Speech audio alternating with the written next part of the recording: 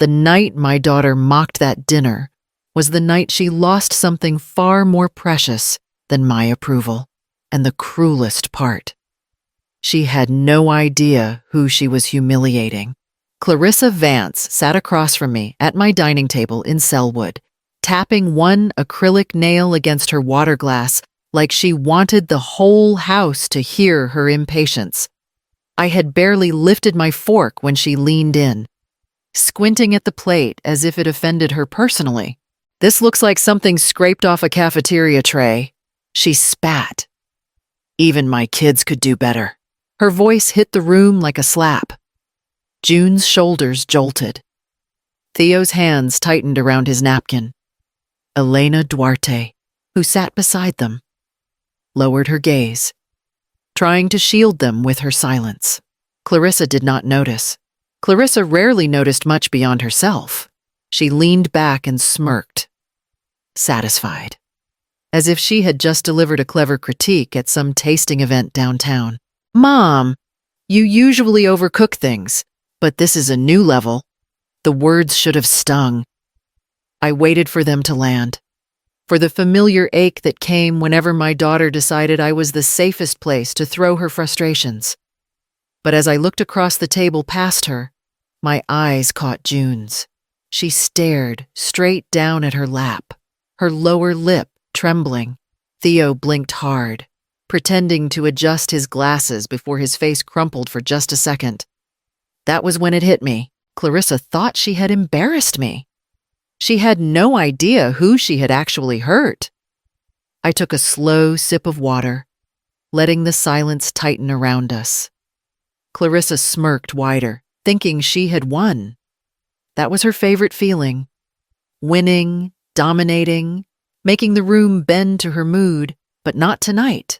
"I did not cook tonight," I said quietly. The smirk on her face faltered. I turned my eyes to June, then to Theo. Their faces were pale, too still, too afraid of what might come next. Elena supervised. I continued, nodding toward her, but the hands that made this meal were not mine. Clarissa scanned the table, confused. So who did? No one answered. The children stayed frozen, and Clarissa interpreted their silence the only way she ever interpreted anything through her own lens. "Oh, please," she scoffed. "If this was some kind of group effort, that explains it." I knew something was off.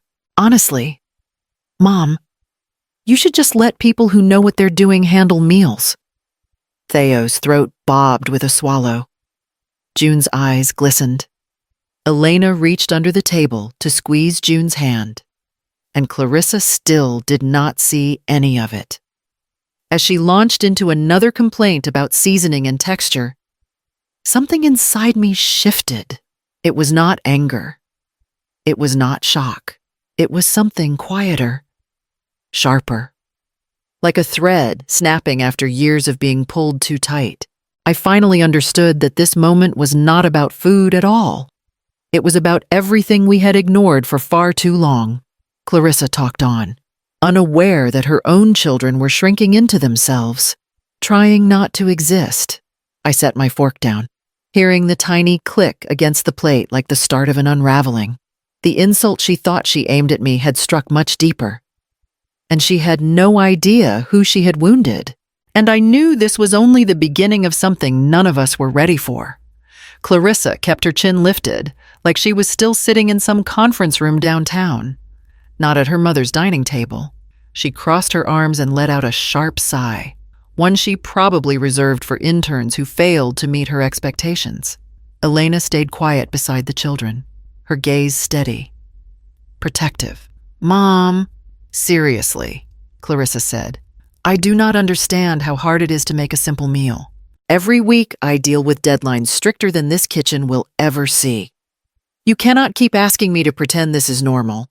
I did not ask you to pretend anything." I said, "Well," she added, flicking her hair off her shoulder, "maybe you should." Juniper. June shifted in her chair, shoulders folding in the way I had seen too many times. She tried to make herself smaller, less noticeable. Theo glanced at her, then at me, then back at Clarissa, as if searching for a safe place for his eyes to land. Clarissa did not notice.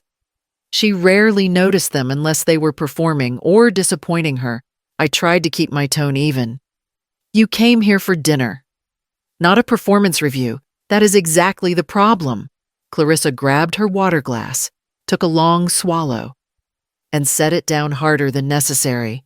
You all get to relax. I walk out of a 14-hour workday at that firm and into this circus. I deserve at least one thing in my life that makes sense. A silence pressed between us. Thick and unmoving, June kept staring into her lap, and Theo's knee bounced under the table. Elena reached over and touched his wrist gently. Mom, Theo said suddenly, forcing a smile. Maybe the seasoning, just traveled somewhere else tonight. His voice cracked on the last word. Clarissa shot him a look. Theo, do not start. You know I am exhausted. He shrank immediately, his failed attempt at humor evaporating. I felt something inside my chest twist. She had not meant to hurt him. Not directly, but she never seemed to hear herself anymore. The room stayed still until June whispered something, barely audible. Grandma, I am sorry. I turned to her fully. What are you apologizing for? She froze, eyes widening like she wished she could swallow the words back down. Clarissa looked up sharply. For what Clarissa demanded? June shook her head fast and hid behind her hair. Nothing. It is clearly not nothing, Clarissa pressed. It is all right, I murmured.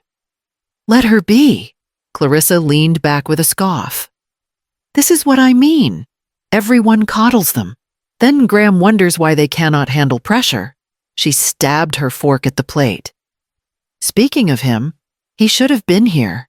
I am the only one who shows up for things. He is with his parents in Lake Oswego tonight, I said softly. They asked to see the kids. Clarissa rolled her eyes. Of course they did. And of course he said yes. Anything to make me look like the controlling one. No one argued. None of us needed to. Her defensiveness was louder than any truth we could offer. She pushed her plate away. This meal was a disaster anyway. A tiny sound escaped June, something between a breath and a whimper. Theo's hand moved under the table again. Elena leaned closer, her voice low. I can help clear, she whispered to them, but June shook her head. She stood up, too fast, and reached for the plates herself. Her hands trembled as she stacked them, nearly knocking one against the edge of the table. Sweetheart, I said gently. I have it, she whispered. Voice thin, brittle. Clarissa barely glanced at her. At least someone is cleaning. Theo rose to help, but June's back was already hunched with effort, the plates pressing against her chest as if she were carrying more than dishes, something heavier, something she was trying not to drop. And Clarissa still did not see any of it. June walked toward the kitchen, shoulders tight, elbows tucked in, her small frame swallowed by the weight of the moment. Her hands were still shaking when she stepped through the doorway. After dinner, after the clatter of plates and the hushed voices in the kitchen, I sat alone at the table, staring at the empty chair where Clarissa had been. It was strange how a grown woman could still leave a room feeling like a storm had passed through it. I folded my hands together and, without meaning to, my mind drifted back to another house, another table, another version of her. Our old place in Eastmoreland had a long, scratched wooden table that Samuel insisted on keeping. It is still solid, he used to say, running his hand along the worn edge. Just because something looks tired does not mean it has stopped working. Clarissa must have been 8 the night she stood on a chair at that table, balancing on her toes, determined to help me hang a paper banner for her school project. Hold it higher. Mom, she said. her small fingers gripping the tape. "You are taller. You can reach." I laughed, steadying her elbow. "I am not that tall, Clarissa. You are the brave one up there." She beamed at that. "You always get things straight. Though Dad says so." Behind us. Samuel looked up from the newspaper. "Your mother is very capable," he said. "You should learn from her and stop rushing through everything." The light in her eyes dimmed just a little. "I am trying," she mumbled. Samuel did not notice the way her shoulders dipped. "Trying is not enough. You want to be taken seriously, you have to do it right." Later that same night, after she went to bed, I touched his arm. "She is a child, Sam. You could be gentler." He shrugged. "Life will not be gentle. Better she hears it from us first." At the time, I thought he was being practical. I thought my softness would balance his sharp edges. I believed, in that stubborn way you do when you love someone, that love could soften any blow. Another memory pressed forward. Clarissa at 12, sitting at the kitchen counter with a math workbook open, pencil tapping against the page. I stood at the stove stirring a pot, the smell of tomato sauce filling the room. "Mom," she said, "can you check this? I think I did it right." I wiped my hands and leaned over her shoulder.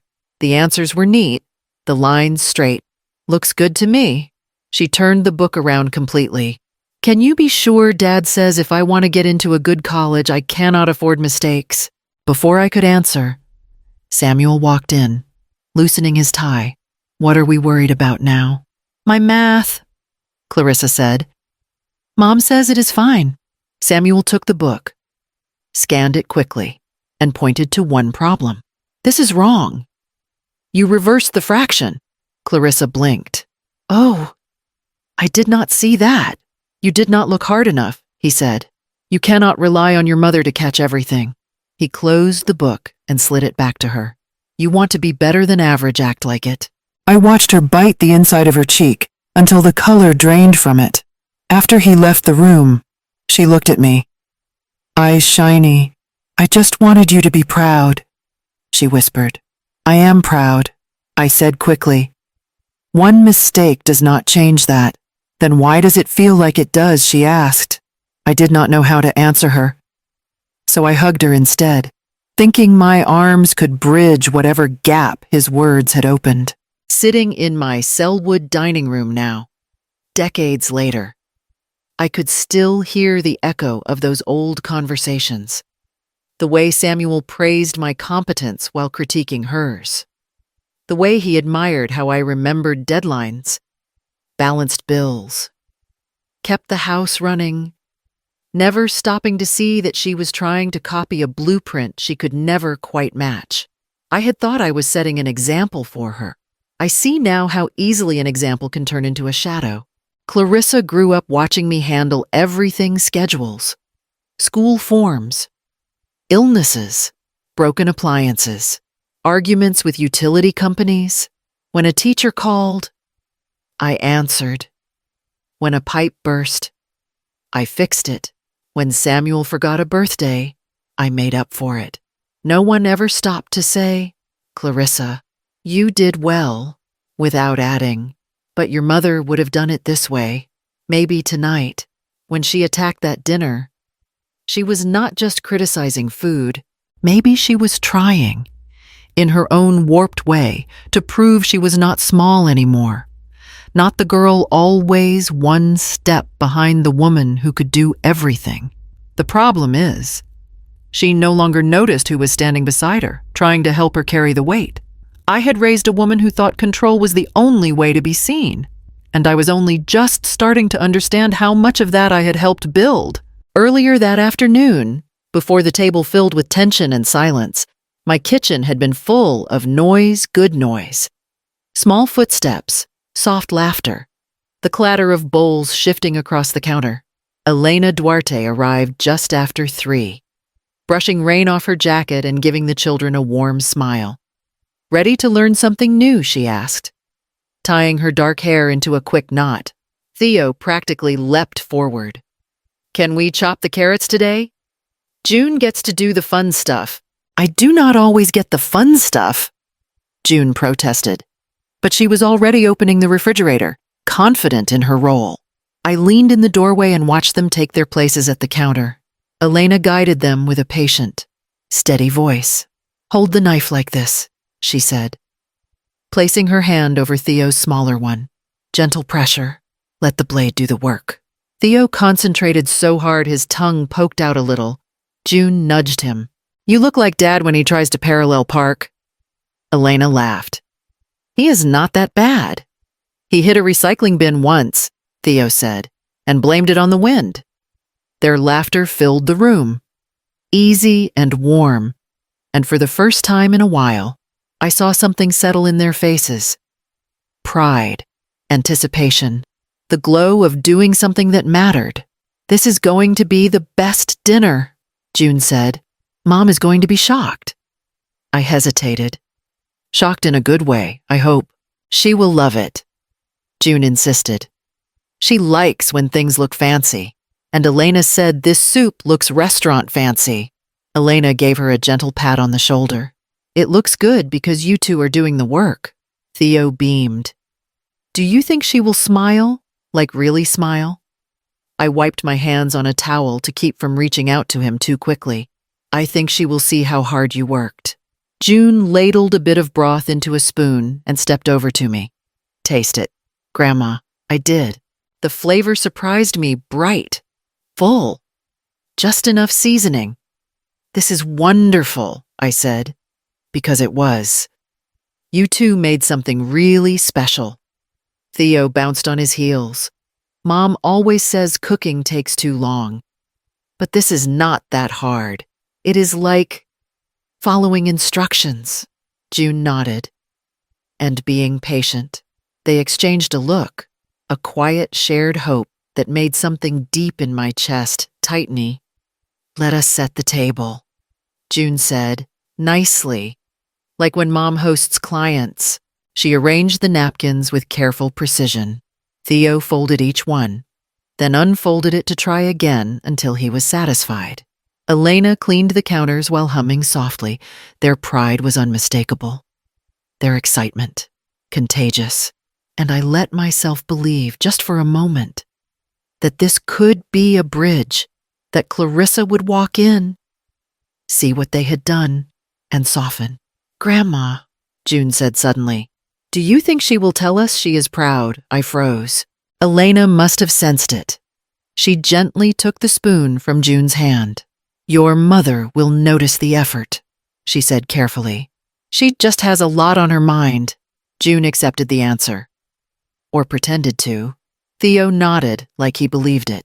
I told myself the same lie. When the last dish was ready and the table set, June looked around with a hopeful smile. She is going to be so happy. I placed a hand on her shoulder. You worked hard. That matters. But as I watched them straighten the silverware one more time, I felt something unsettling, a small tremor under my ribs. Because I knew Clarissa. I knew her blind spots. I knew how often she looked directly at something important and never saw it. And I realized I might have led these children straight into heartbreak. The morning after the disastrous dinner, my phone buzzed before 8. I was still rinsing out the coffee filter when I saw Clarissa's name flash across the screen. She did not bother with a greeting. Mom, I need you to take the kids today. I pressed the phone between my shoulder and ear. Is everything all right? I have a meeting with a client from Seattle. It was scheduled last minute. I cannot drag June and Theo through downtown traffic. Her voice was clipped, already irritated. You are home. Just do this for me. She always said it like that, just do this, as if motherhood were an item on a to-do list she could delegate. Elena comes in at noon, I said gently. The kids can stay, but I wish you would give me more notice. Well, I did not have notice either, she snapped. You think I want to call you? Do you think I enjoy begging for help, Clarissa? I said, no one is begging. That is not the point. The point is I need someone dependable. The irony stung. but I exhaled instead of answering. Bring them by. She hung up without a thank you. 10 minutes later, her car pulled into my driveway. June and Theo climbed out. Backpacks half-zipped. Hair rushed. Eyes tired. Clarissa leaned over the passenger seat and said, "Be good. Do not make Grandma chase you around." Theo nodded quickly. June simply closed the door. Clarissa barely glanced at me. "I will pick them up after work. Whenever that ends." Then she was gone, tires kicking up the gravel as she drove back toward downtown toward her office, her deadlines, her world of noise and urgency. Selwood, with its quiet streets and tree-lined sidewalks, felt like another planet in comparison. Theo trailed behind me into the house, his voice small. "Can we just stay here tonight too?" I turned. "Did something happen?" "No," he said too quickly. Then, softer. "It is just nicer here." June set her backpack down beside the couch. "Mom was yelling on the phone the whole drive. She said we need to stop being so needy." Theo nodded. "She said Grandma never had to deal with this stuff." I closed the distance between us and placed a hand on each of their shoulders. "You two are not a burden." June's chin trembled. "Sometimes it feels like we are." Before I could respond, Theo tugged gently at my sleeve. "Can we help you bake something later?" Elena said she would show us how to mix dough. "Yes," I said, "we can do that." They relaxed for the first time that morning. It was always the same. When they were here, they breathed easier. They ate slower. They spoke more freely. It broke something in me to realize how young they still were, how much weight they had already learned to carry. Later that afternoon, when Clarissa returned, she walked into the kitchen and immediately frowned. "Why is there flour everywhere?" Theo froze mid-step. His hands dusted white, a spoon falling from his fingers. It was an accident," he whispered. Clarissa's eyes narrowed. "Theo, I told you not to make a mess." He flinched hard, shoulders jerking up, eyes wide and ashamed.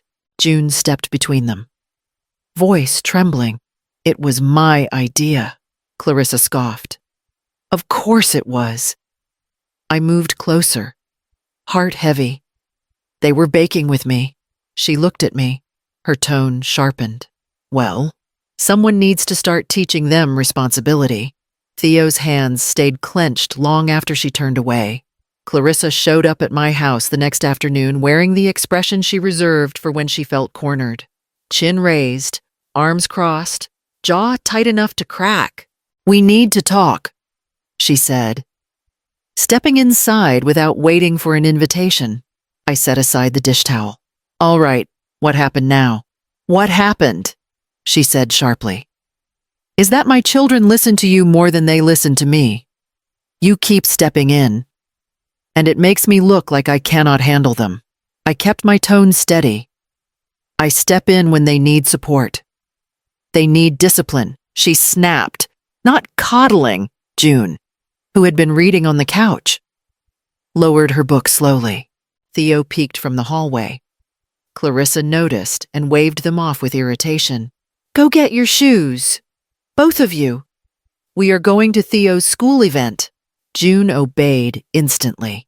Theo moved slower, watching his mother with a cautious expression I recognized too well. When we arrived at Mount Tabor Middle, the parking lot was already filling with parents and students. The school had decorated the gym for some sort of science share evening. Children stood behind folding tables, showing off small experiments. Theo's display, a baking soda volcano, sat on a table near the entrance. He ran up to it, excited. "Mom, look, I made the lava red this time." "And Clarissa cut him off. "Just make sure it works. I am not standing here watching something fail." His smile fell. "It will work. It better." Her tone carried a low warning. I stepped in gently. "Theo has practiced this all week. He will be all right." Clarissa rounded on me. "This is what I mean." "Mom, you always have something to say." Let me parent my own children. Theo's teacher, Miss Halstead, approached with a warm expression. Hi, Theo. Ready to show everyone your experiment? Theo straightened, eager again. Yes, I added more, before he could finish. Clarissa grabbed the bottle of vinegar from the table. Is this what you are using? It is barely enough. Why did you not bring more? You always forget things. His face drained. I thought it was fine, he stammered. It is not fine, she said, her voice rising. You should take things seriously for once. Ms. Halstead's eyebrows lifted. Mrs. Vance? The kids only need a small amount, Clarissa snapped. I am talking to my son. Theo's hands shook so hard he almost dropped the plastic cup. June stepped closer, trying to put herself between them without making a scene. Mom, she whispered. He worked hard. Clarissa shot her a warning glare. I do not need commentary from a 15-year-old. Teachers nearby exchanged looks. A murmur moved across the room. Parents shifted awkwardly. Theo swallowed hard, then poured the vinegar himself. The volcano erupted in a modest fizz. A few kids clapped politely, but Theo's eyes stayed on the floor. Clarissa sighed dramatically. Next time, try not to embarrass yourself. The silence that followed was colder than anything in that gym. After the event, as we stepped outside into the evening air, Graham appeared near the entrance. He must have arrived late. His tie hung loosened around his collar, and his eyes went straight to the children. He touched Theo's shoulder gently. Hey, bud, how did it go? Theo forced a smile. Okay. Graham looked at me, then at Clarissa, then back at Theo's trembling fingers. Avery, he said quietly, can we talk privately for a minute that night? Long after Clarissa had driven away in a rush of headlights and sharp words, the house settled into a tense stillness. Elena had gone home. Theo fell asleep almost immediately on the pull-out couch, curled toward the wall like he was trying to make himself invisible. June lingered in the hallway, arms wrapped tightly around herself. Do you want some tea? I asked softly. She shook her head. Can I just sit with you for a bit? We went to the living room. I kept the lights low, just one lamp in the corner casting a warm circle on the rug. June sat down slowly, as if the weight of the day still pressed on her shoulders. She stared at her hands for a long time before speaking.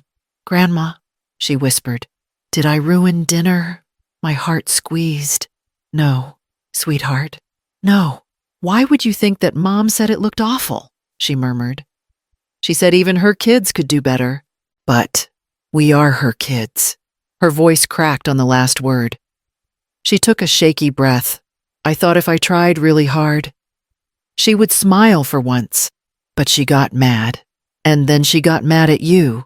And I do not know what I did wrong. You did nothing wrong, I said, moving closer. Then why does she act like she hates me? The question came out flat, not dramatic, just tired. Too tired for someone her age. I reached for her hand. Your mother does not hate you. She looked at me then, eyes wide but oddly empty. She told me I am hard to love. The words hit me so sharply that for a moment, I forgot how to breathe. She said it last month. June continued, her voice growing smaller. We were in the car, and I asked if she could come to my choir performance. She said she had work. And I got upset, and she said, June, you make everything harder than it needs to be. You are so hard to love when you get like this. She swallowed and wiped her eyes, embarrassed. I know she did not mean it, but it felt real. And today, when she yelled about the soup, I thought maybe she remembered how annoying I am.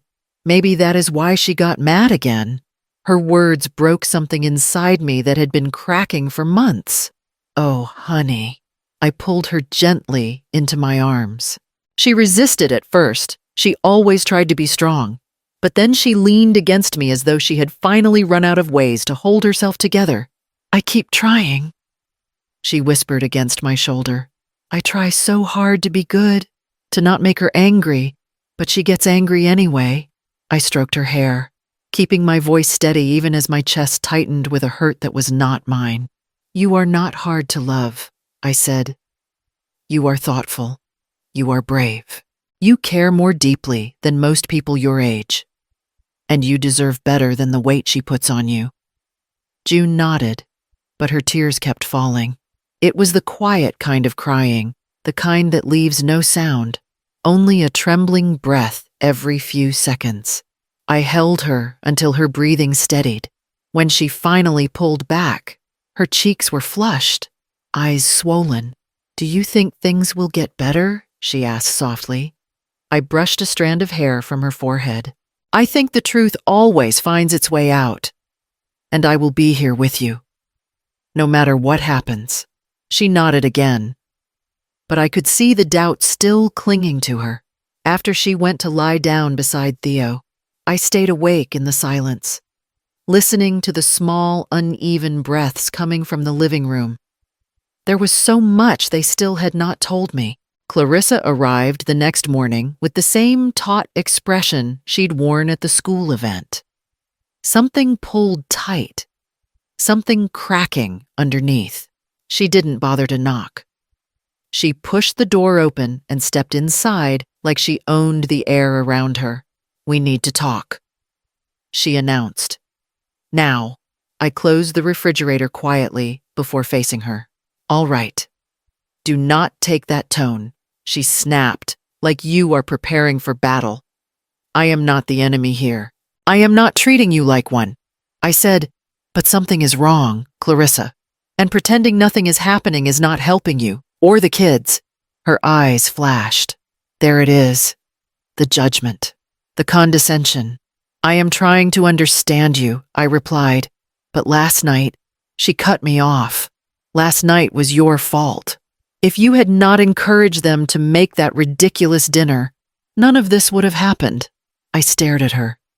You humiliated them. I did not humiliate anyone, she said, voice rising. I made a comment. A normal comment. You blew it out of proportion because you love making me look like the bad guy. June and Theo were in the hallway. I saw their shadows before I heard their footsteps. Elena put a hand out to signal them to stay back. I softened my voice. Clarissa, listen to yourself. They are frightened of you.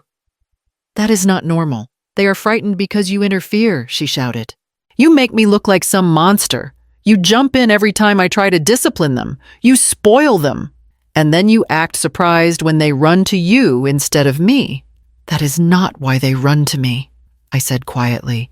Of course you think that, she hissed. You want to be the hero, the saint, the perfect mother. I never asked for any of that. You did, she said, stepping close enough that I felt the heat of her anger. You take everything from me. You always have, even when I was a kid. I could not do anything right next to you, and now my children love you more than they love me. She wasn't shouting anymore. She didn't need to. The bitterness in her voice held more weight than volume ever could. I let out a slow breath. This isn't about who they love more. This is about safety, about kindness, about what they need, she said. Trembling now, is a mother, and you keep replacing me. Her voice cracked on that last word, replacing. Such an ugly, painful idea. I am not replacing you, I said. I am stepping in because they are falling apart. That is your version of reality, she snapped. You always twist things so you can be the savior. I took a step back. Not out of fear, but to give myself room to breathe. If I wanted to be a savior, I would have spoken up years ago, but I stayed quiet because I thought I was protecting you. I thought you were overwhelmed. I thought things would get better. Things would get better, she said sharply. If you would get out of the way. June flinched at the edge of the hall. Theo's hand tightened around her sleeve. I saw it then, how my silence had been a part of the problem. How every time I kept the peace, I handed Clarissa permission to keep breaking things. I reached into the drawer and pulled out a small notebook. Marjorie had brought it by that morning, her voice serious for once. Write things down. She'd told me, "You cannot fix what you do not face. And you may need proof one day." I opened it and set it on the counter. Pen beside it. Clarissa stared at it like it was a betrayal. "What is that, a record?" I said. "A way to keep track of what is happening. I should have started it sooner." "You are siding with them," she breathed, horrified. "You are choosing them over me." "No," I said. "I am choosing what is right." The children's shadows shifted in the hallway. Elena rested a hand on June's back. Clarissa's eyes filled with something dangerously close to panic. "If you keep this up," she whispered, "you are going to make me lose them." Her voice trembled. I looked at her, and for once, I did not soften the truth. "You are not losing them because of me, Clarissa," I said. "You are losing them because of what you keep doing." I stayed on the couch long after Clarissa stormed out, listening to the quiet creaks of the house settling. The children had gone upstairs with Elena, both too fragile for more difficult conversations. I sat with my thoughts instead, and memories I had long stopped visiting pushed their way to the surface. Clarissa had not been born cruel. She had been born reaching. When she was 6, she used to run across the yard of our Eastmoreland house, holding up every drawing she made as if sunlight itself needed to see it. "Mom, look, Dad, look, look." She wanted applause for everything's stick figures. Lopsided hearts, misspelled words. She lived on approval the way children live on air. I always praised her. I always told her she was wonderful. But Samuel believed praise made children weak. One afternoon, she brought him a drawing of a house with bright yellow windows. She had worked on it for hours. "This is our home," she said proudly. "See, I even drew the old tree." Samuel looked at it once and said, "The lines are messy. Try again." Then he went back to reading his budget reports. Clarissa stared at the paper for so long that I took it gently out of her hands and said, "I love it just the way it is." But her eyes were already clouded with doubt, as if she needed our responses to match before she could believe anything. Years later, when she was 14, she stood in the kitchen gripping a progress report so tightly the page tore at the corner. "I got all A's except one," she whispered. "A minus in algebra." I hugged her. "That is excellent, Clarissa." Samuel walked in, saw the page, and sighed. "All A's except one is still not all A's." She deflated instantly, her shoulders collapsing inward. She waited for him to soften. He never did. At 17, she begged him to let her attend an art workshop. "I want to design things," she said. "Maybe interior decorating or marketing. Something creative. You need a career you can count on." Samuel replied, "Not pretty hobbies." She swallowed every dream she ever shared with him that day. When I found her crying in her room, she said, "I just want him to say he is proud, just once." Samuel never said it, not to her. And I, thinking I was balancing things, praised her twice as hard. I told her she was capable. I told her she was strong. I told her she could do anything she set her mind to. But praise cannot fill a hole carved by expectation. When she entered the corporate world downtown, it devoured her. She stayed later than anyone. She apologized for everything. She worked through every lunch. She never allowed herself grace. Her boss once pressured her into taking on an unreasonable project. And when it fell apart, she told me I should have been better prepared. But she had not slept for almost 2 days. The woman I raised had turned into someone who believed failure was unforgivable. So when she became a mother, she approached it like another high-stakes job, one she could not afford to fail at. She bought parenting books, downloaded charts, tried strict routines. She compared herself to other mothers constantly, and the harder she tried, the more she snapped when things slipped through her fingers. I saw her frustration grow each year. I saw the tears she cried in my driveway once when she thought no one could see. No, I saw the way she hugged the children when she was exhausted, and then pushed them away when the fear returned that she was doing it all wrong. She was not heartless. She was terrified. But terror in a mother can turn into sharpness, into shouting, into seeing the children as critics instead of companions. Tonight's explosion at Theo's school and her eruption in my kitchen were not isolated moments, they were fractures from old wounds still bleeding under the surface. I rubbed my temples and closed my eyes. Clarissa was unraveling, and I had watched it happen piece by piece. Upstairs, a door clicked softly, and tiny footsteps moved down the hall. Theo heading to the bathroom, humming quietly to comfort himself.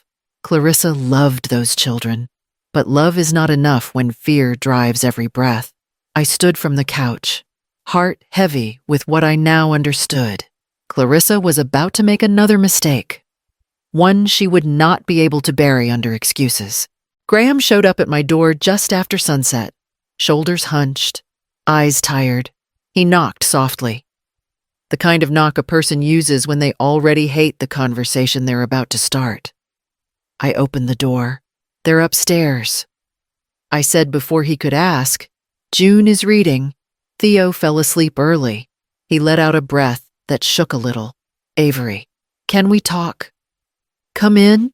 He stepped inside and waited until I closed the door. Then he rubbed the back of his neck, searching for the right words. "How bad did things get tonight?" he asked. I sat down, motioning for him to join me. She yelled, a lot. At Theo, at June, at me. His jaw tightened. That's what I was afraid of. I watched him carefully. Graham had always been steady, the kind of man who didn't raise his voice unless a child was in danger. Tonight, he looked like someone who had spent months trying to hold the line and was losing ground. "What happened?" I asked. He pulled his phone from his pocket and hesitated. "I didn't want to show you this, but I think you need to see it." I braced myself. Graham opened a video. Clarissa's voice filled the room sharp, furious, slashing through the quiet. "Theo, how many times do I have to say it? Pay attention. I don't have time for your mistakes." Then another clip. "June, stop crying. You're too old for this. You make everything harder than it needs to be." June's voice was muffled. "Small, I just want you to be proud of me." Clarissa snapped back. "Then stop disappointing me." My stomach twisted. I pressed my hand over my mouth. Graham lowered the phone. "I recorded these because I needed proof. Not against her," he added quickly. "But in case she denies what's happening, she will deny it." I whispered. He nodded. "I know." He leaned forward, resting his elbows on his knees. "Avery, the kids are calmer when they're not with her. I don't want to take them away from their mother. But I can't keep letting them break like this. I've talked to a lawyer. How far have you gone?" My voice was barely above a breath. "I'm filing for increased custody," he said. "Maybe full custody if the court sees what I've seen." My heart clenched. "Graham, I'm not doing this to punish her," he said firmly. "I'm doing it to protect them." I closed my eyes. Images of June whispering she was hard to love. Of Theo trembling when Clarissa raised her voice. Of their hopeful faces while they cooked that meal. They all collided inside me. Graham continued. "They need stability. They need safety. And right now, Clarissa isn't giving them that." I forced my voice steady. "Have you told her I tried?" His laugh was bitter and short. "She said I'm trying to turn the kids against her, that I'm jealous of her career, that I'm a coward." He paused. I used to think she'd see reason eventually. But now, I don't think she can hear anything that doesn't sound like praise. A long silence stretched between us. "She's falling apart," I said. "She is," he agreed. "And she's taking them with her." I felt something cold settle in my chest. Fear, sadness, and something else I didn't want to name. Graham stood. "I'm telling you because I don't want you blindsided." and because I know you care about them like they're your own. I nodded, but the words felt heavy. Thank you for telling me. He exhaled shakily. This is going to get messy. I didn't argue. My relief battled with dread inside me, an ache twisting beneath my ribs. The children needed protection, but Clarissa, my daughter, was about to face a truth that might destroy her, and I couldn't stop it now. I went into Clarissa's old room the next morning with the simple intention of grabbing a spare blanket. The children had fallen asleep on the couch again, curled into each other like they needed the closeness more than breath. Her childhood room hadn't changed much since she moved out. Same dresser, same mirror, same faded posters still tacked to the wall. But something new sat on the desk, a stack of unopened envelopes. The edges were bent, the corners smudged like they'd been shoved into a purse and forgotten. I picked up the first one. Balance due. It read through the thin paper. The next envelope said, Final notice, and the next immediate action required. All addressed to Clarissa, all unopened. My stomach tightened. I sank into the chair and opened the top envelope with trembling fingers. Inside was a notice from a credit card company. The balance was well into 5 figures. Another letter was from a collection agency. A third listed overdue medical bills. A fourth threatened wage garnishment. A quiet panic spread through me, slow, cold. I heard the front door open, then shut. Clarissa's heels clicked sharply across the wood floor. She walked in with a forced smile. I came to pick up the kids early. I have errands.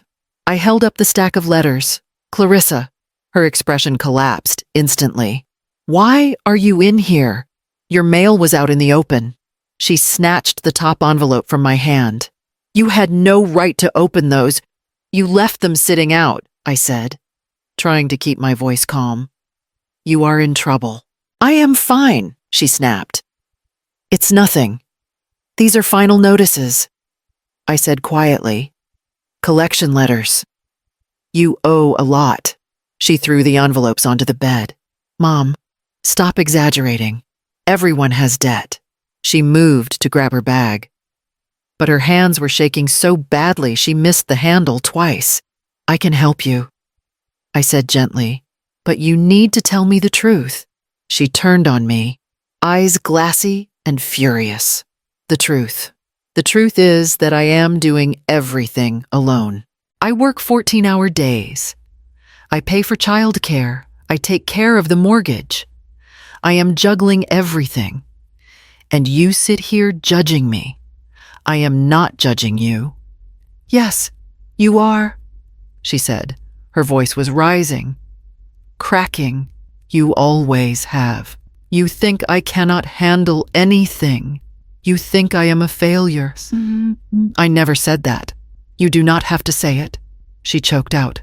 I feel it every time you look at me. And now you are going through my things like I am some irresponsible child.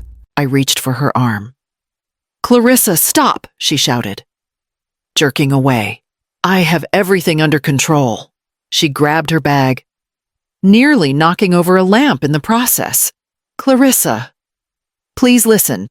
I said I am fine. She stormed out of the room and down the hall. I followed her to the living room, but she stopped abruptly when she saw June and Theo watching from the staircase. Their faces were pale, eyes wide. Clarissa straightened, forcing a smooth breath. Get your things. We are leaving. Theo hesitated, looking at me. June did not move at all. Clarissa's jaw tightened. Now? They disappeared upstairs to pack their backpacks. Clarissa kept her back to me, shoulders trembling. You do not have to do this alone, I said softly. I already am, she whispered. And I always will be. She didn't wait for me to answer. She didn't look back. She just gathered the children and walked out the door. The envelopes were still on the bed, behind me, silent. Undeniable proof that Clarissa's life was unraveling faster than she could lie about it. And lies like hers never stayed buried for long. Clarissa showed up without warning. I was trimming the rosemary bushes in the backyard when the gate slammed open so hard it rattled. She marched toward me, fists balled, eyes glassy with a mix of fury and panic. "We are talking," she said, voice trembling. I set down the shears. "All right. What happened? You happened," she said. "You and your constant interference." I wiped my hands on my apron. "Clarissa, I have done nothing but try to help." "That is exactly the problem," she snapped. "You think you have to help? You think you have to step in? You think you have to save everyone? But what you are really doing is replacing me." I stared at her. "Replacing you. Clarissa, those are your children, but they run to you," she cut in. "They tell you things. They hide from me. You act like you are the only stable adult they have." "I am acting like someone who sees them hurting." She laughed bitterly. "Of course you do. Because you want them to. That is not true." "Yes, it is," she insisted, stepping closer. "Mom, you love being the hero. You love being the one they trust. And I will never measure up to you, not as a daughter, not as a mother, not as anything." Her voice cracked, and for a moment she looked like the child she used to be, fearful, desperate, wanting praise and terrified of failing again. I lowered my voice. "This is not about measuring up. This is about how you treat them." She flinched like I'd struck her. "You think I am a monster, Patricky?"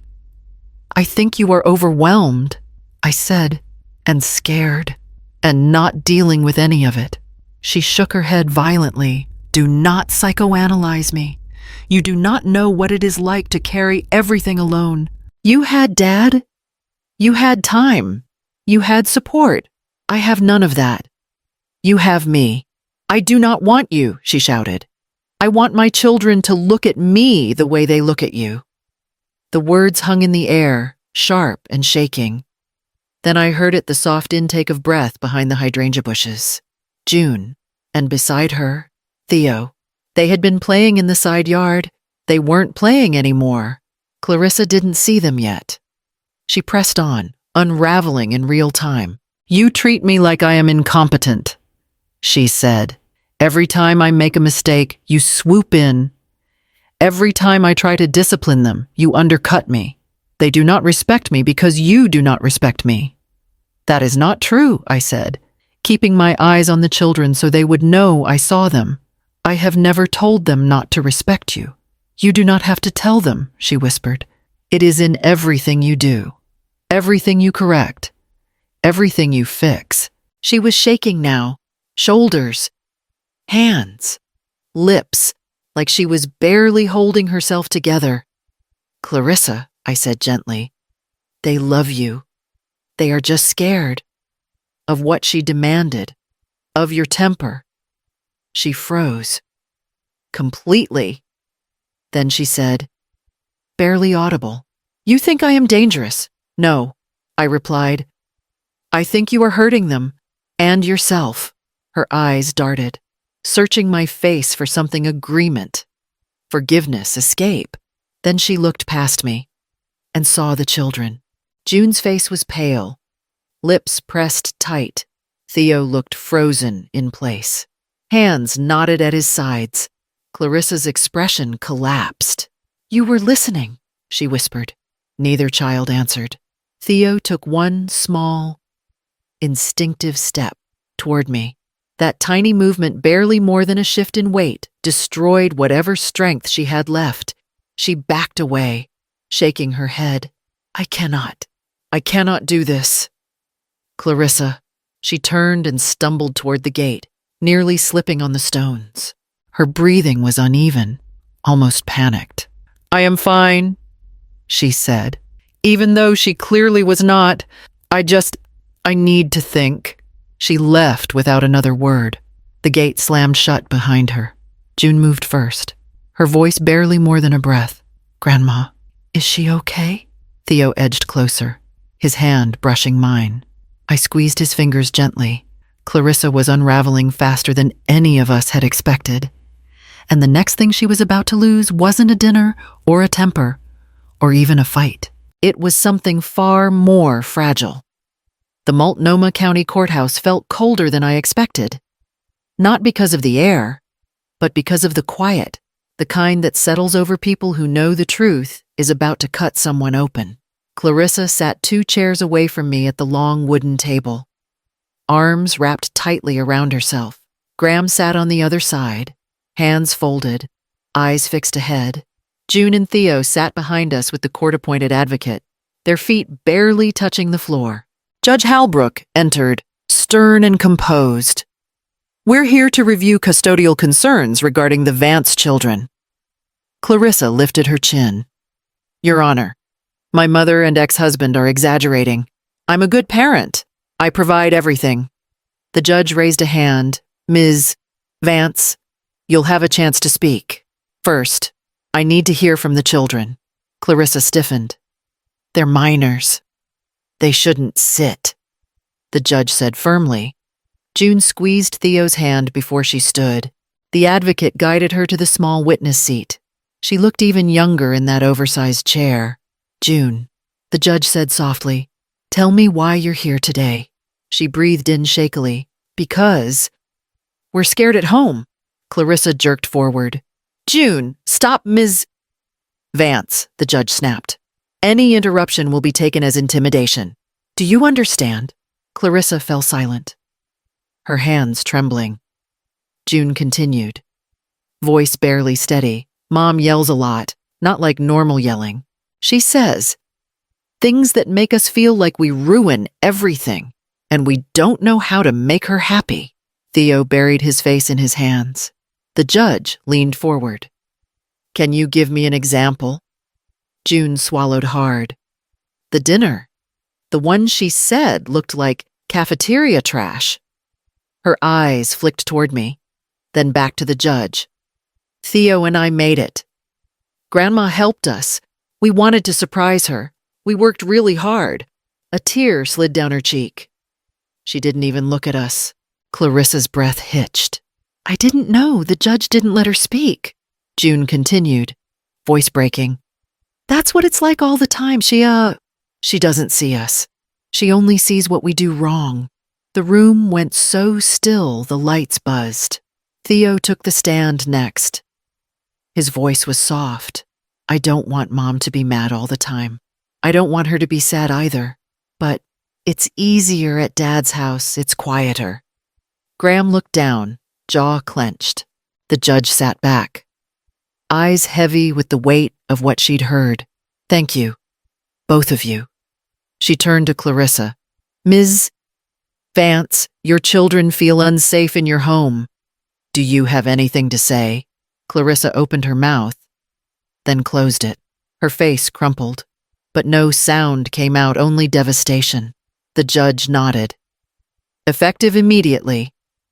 Primary physical custody is awarded to Mr. Vance. Ms. Vance will have supervised visitation until a further evaluation." Clarissa broke. A sharp, wounded sob tore out of her as she sank forward. Arms wrapped around her ribcage like she was trying to hold herself together. The children froze.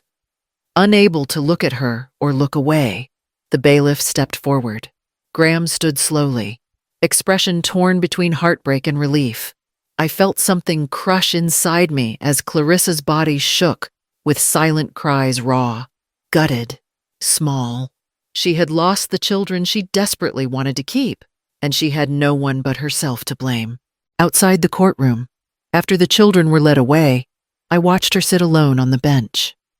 Shaking, there was almost nothing left of the woman she had been, almost nothing left to rebuild. Clarissa showed up at my door just after dusk, her makeup smudged, her hair damp from rain or crying, I couldn't tell which. She didn't knock. She pushed inside and stood in the hallway as if the floor beneath her was unsteady. "They took them," she whispered. "They actually took my children." I set down the mug in my hands. "Clarissa." "No," she said, shaking her head hard. "Do not comfort me. I do not deserve it." She backed into the living room and sank onto the edge of the sofa. Her hands trembled violently as she clasped them together. I tried so hard. She said, I tried to be everything Dad said I should be: perfect, strong, successful. I worked until I could not feel anything anymore. I thought that if I kept pushing, eventually it would all just make sense. I moved closer, but didn't sit beside her. I had learned that stepping in too quickly only pulled me back into roles I couldn't keep playing. She covered her face with both hands. I was terrified, every single day. Terrified of failing, terrified of disappointing them, terrified of becoming the person Dad thought I was when I messed up. Her voice cracked. And then the kids started looking at me like I was the problem, like I was dangerous. A small, jagged breath rattled out of her.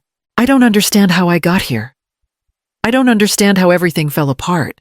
I leaned against the arm of the chair across from her, giving her enough space to unravel without collapsing into me. You weren't there, she whispered. When I'd get home from work and sit in the car because I didn't know how to walk inside without screaming. When I'd stare at the bills and wonder how many more I could shove into drawers before someone noticed. When June cried and I felt nothing, absolutely nothing, and I hated myself for it. She lowered her hands, finally meeting my eyes. I'm not a monster. Mom, I swear I'm not. I know, I said softly. But I hurt them. A tear slipped down her cheek. And I hurt you. And I don't know how to stop. I stepped forward just enough to show presence. Not rescue. Clarissa, you need help. Real help. And you need to face what you've been avoiding for years. She nodded slowly, breathing unevenly.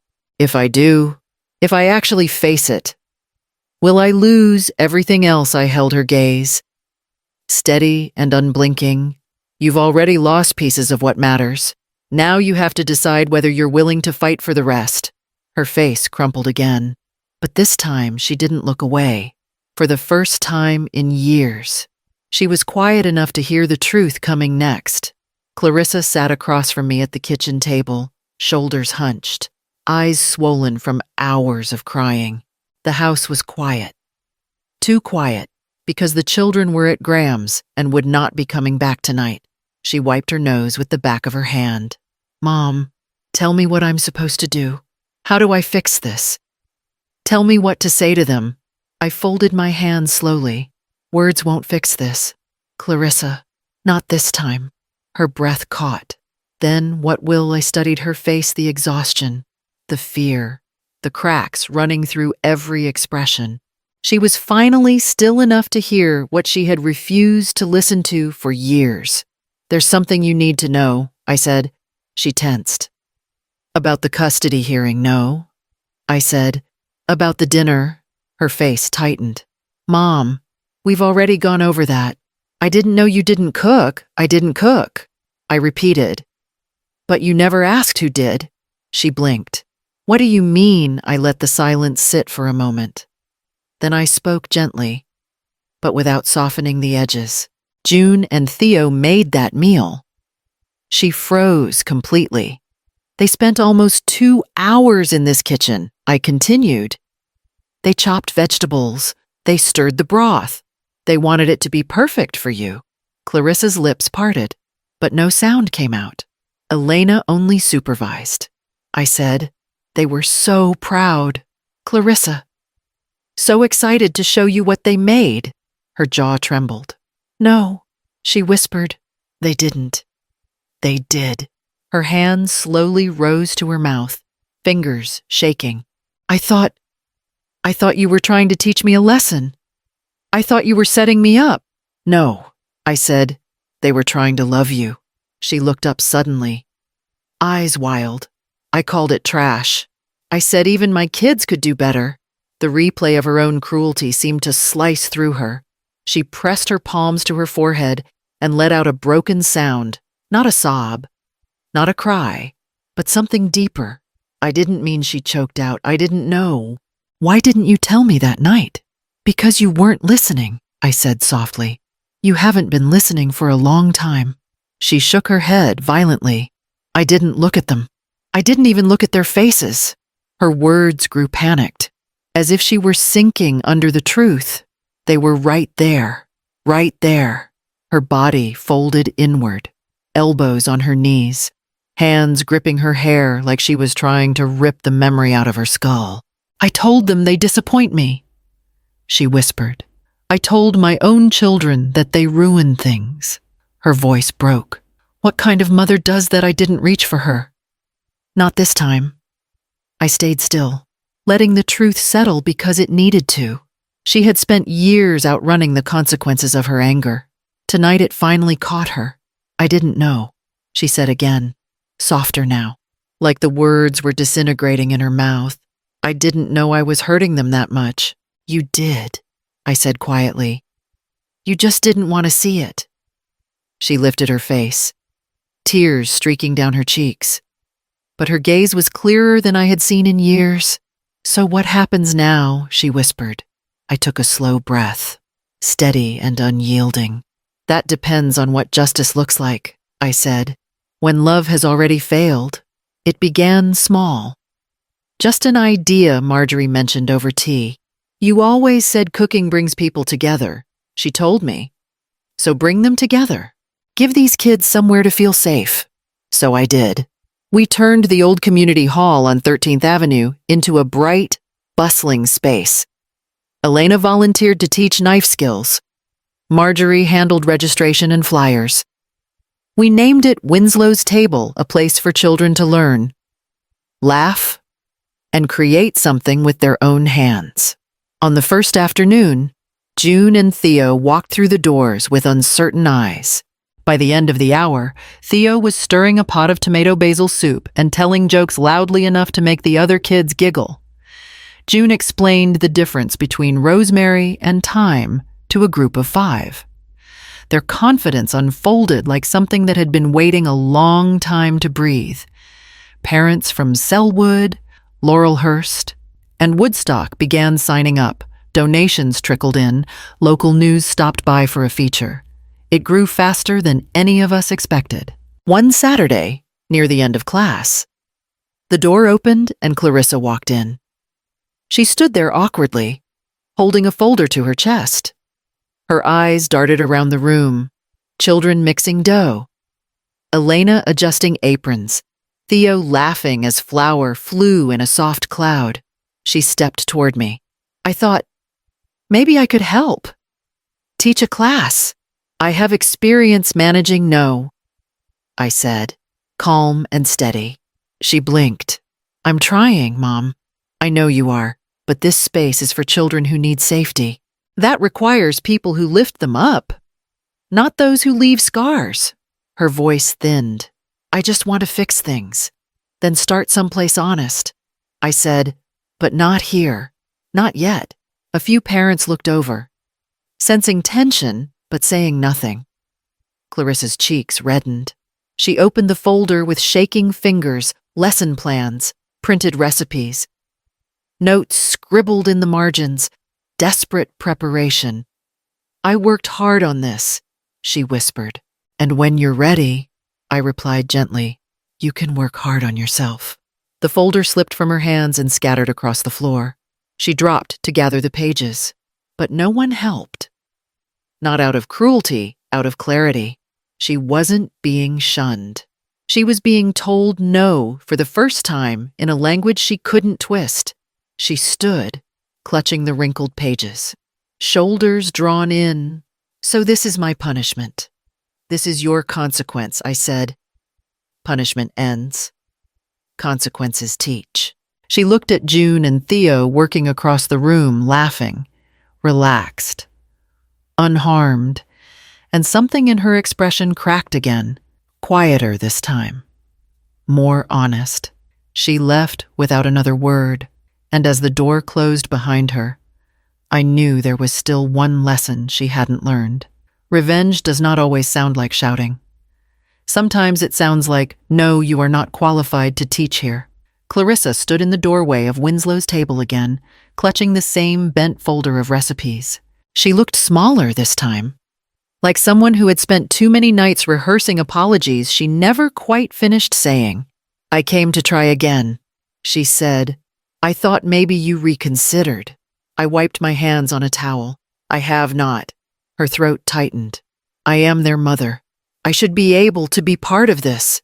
"You can," I said calmly. "As a student." She blinked fast. "A student. You need to learn how to make something that does not hurt the people who eat it," I said quietly. "You need to learn patience and gentleness and how to listen." Her jaw trembled. "You're humiliating me." "No," I replied. "Humiliation was what you gave your children. Consequences are what you are standing in now." A few kids glanced over. June kept whisking batter beside Elena, but her shoulders were tight. Theo watched from the corner of his eye, waiting to see whether the air would break again. Clarissa's gaze flicked toward them, her children, the two people she loved more than anything and feared she had already lost. "I'm trying," she whispered. "I believe that," I said. "But trying does not undo the damage. You do not earn trust by wanting it. You earn it by changing." Her chin dropped. "How do I do that?" "Start with honesty," I said. "Stop with excuses. Get help. Real help. And when you have something to offer them besides fear, they will know." She stepped closer, lowering her voice. "Do they hate me?" "No," I said. "But they are afraid of the version of you who walked into every room carrying your own pain like it belonged to them." Her breath shuddered. "I don't know how to be anything else." "Then learn," I said simply. "But not here. Not as a teacher." June finally turned around. Her eyes were soft, uncertain. Clarissa saw her daughter's face and tried to smile, but it collapsed halfway. "I want to make you proud," Clarissa told her. June swallowed. "Then show us." Just 3 words. Quiet. Steady. True. Clarissa's composure broke slowly, like something finally giving up the fight. She gathered her folder and stepped back. She did not cause a scene. She did not lash out. She simply left. When the door closed behind her, the room exhaled. Theo tugged at my apron. "Is she coming back when she is ready?" I said. "Not before." He nodded and returned to his bowl of dough. June walked to my side and leaned into me not for comfort, but for grounding. "Do you think she'll really change?" "I think she will try," I said. "And the rest is not our responsibility." Throughout the next hour, the children cooked with a lightness that had been missing for months, laughing, stirring, tasting, sharing, healing. One small choice at a time. By the time class ended, the hall smelled of rosemary and lemon and something far more precious peace. I stood at the door as parents arrived to pick up their kids. June and Theo hugged me goodbye before running off with Graham, chattering about sauces and chopped herbs. I watched them go, whole and safe. Then I turned back to the quiet kitchen, wiped down the counters, and let my heart settle in the truth I had finally accepted. Love is forgiveness. But justice, real justice, is letting someone face their own reflection without letting them use yours as a shield. If you were in my place, would you have forgiven her? If you want more stories like this, raw, real, and sometimes painful, remember to like. Share your thoughts in the comments and subscribe for the next true family tale.